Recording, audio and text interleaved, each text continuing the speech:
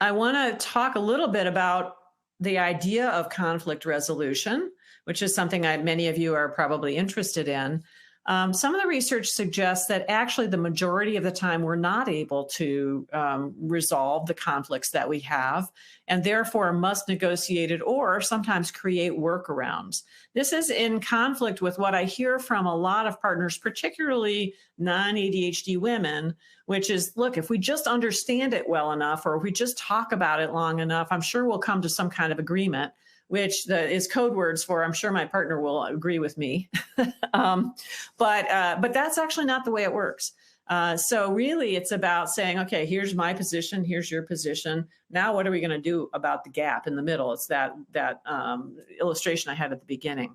So really, you're looking for accepting some things that just must be accepted, and that includes, ADHD symptoms. And I tell couples, please, manage the ADHD to the optimal amount that you are capable of doing and accept all the rest. That's sort of the bottom line. Creating workarounds for couples where it may not be a perfect thing, but it works well enough, and well enough is often a good goal. And then these repair behaviors. One of the ways to do this is through my last way of talking before I take the Q&A. And that's what's called conflict intimacy. So this is part of a model from the Relationship Institute that they call their 3 intimacies model. And the idea behind this is that there are 3 different types of personal intimacy. One is intimacy with yourself, knowing what your emotions are, being able to describe them in enough detail so that A, you can deal with them, and B, you can communicate them to another person so that they're aware of them. And on that self-intimacy, then you build between couples or partners what's called conflict intimacy, which in its best form is 2 individuals. The phrase for it is you are individuated, 2 individuals who recognize each other's individuality and who overlap in ways that they want to overlap in, but that respect the fact that they are 2 individuals. And it is a form of discussion that I'll talk about more in a moment. And once you have conflict intimacy, then that leads very naturally and fairly quickly to affection intimacy, which is how we think of romance. It's the intimate moments, it's verbal intimacy, it's physical intimacy, it's ways of doing things together, ways we show affection for each other, et cetera. But that there is a building process of these intimacies that helps improve communication between couples. So let me talk more about conflict intimacy specifically. And again, remember, it's built upon a base of self-intimacy. The idea of conflict intimacy is that you have open and non-hostile conversations with each other, neither attacking nor defending. This is a huge ask for couples impacted by ADHD. I view this as a fairly senior, if you want to call it, advanced thing that couples can do. But the good news is that it is something that you can practice and get better at. It is a skill set. It is not, it's not something that's just unattainable. I've seen plenty of couples get there, but they do have things that they have to straighten out first, including that reliability and the ability to accept bids for repair and start to accept that their partner's way of seeing the world is as legitimate as their own. So the idea here is that differentiation, if you are completely overlapped, if you are codependent, if you are in that parent-child dynamic that I talk about so much, for those of you who've heard me before, it's difficult to do this. Really, you need to be your own selves and strong, sort of equal or close to equal partners in terms of your status in the relationship.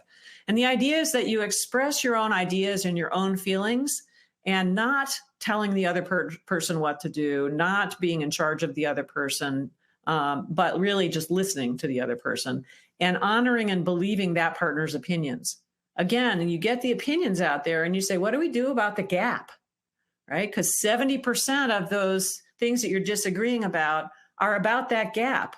It's not about, finding the perfect solution. It's about the fact that you are going to have a gap and that you need to negotiate that difference. So there are some basic assumptions in conflict intimacy, which is what the CI stands for. And the first one, which is the most important one, and one that I would like you to take away, whether or not you ever end up trying conflict intimacy conversations, is that your partner has the right to their opinion and their logic flow. Always, always, always, always. You may not like it. It may not sit well with you. There may be consequences to holding that opinion or logic flow, but that doesn't mean they don't have the right to feel it, think it, etc. And that your partner's opinion is just as legitimate and as important as your own.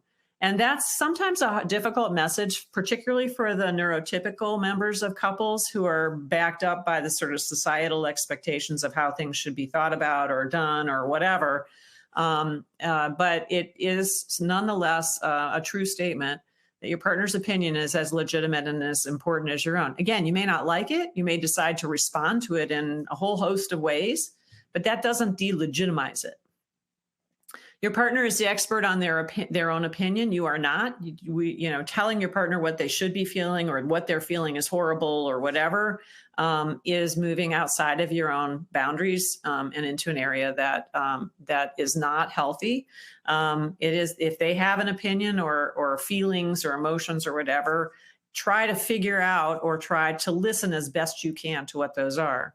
You will not be able to control your partner's opinions or actions, and very possibly won't be able to change them either. And that's a really tough nut to swallow when you're struggling in your relationships, but it's also a really important communication idea. It resets the stage for what you're talking about, right? That you're trying to creatively problem solve rather than bring your partner over to your way of thinking or vice versa. If you understand how each partner's thinking, then you can find the bridge. You can find the positives. You can find the ways that the verbal cues. You can use verbal cues to bridge some of the patterns, but you can also figure out what are we trying to solve for here. I talked about apologies earlier. Apologies are not required in this work, but respectful consideration is. And again, earlier I said something about emotions. It can be difficult when your relationship is not calm. And that's one of the reasons why calming the emotional content of the relationship for both partners is important. Anger and resentment are the two that I see most regularly on the non-ADHD side of things. And emotional dysregulation of all sorts is what I see most commonly on the ADHD side of things.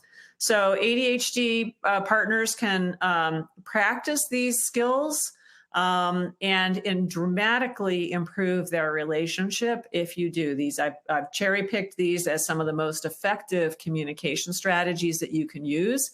And hopefully I've described them well enough so that you can start to experiment with them.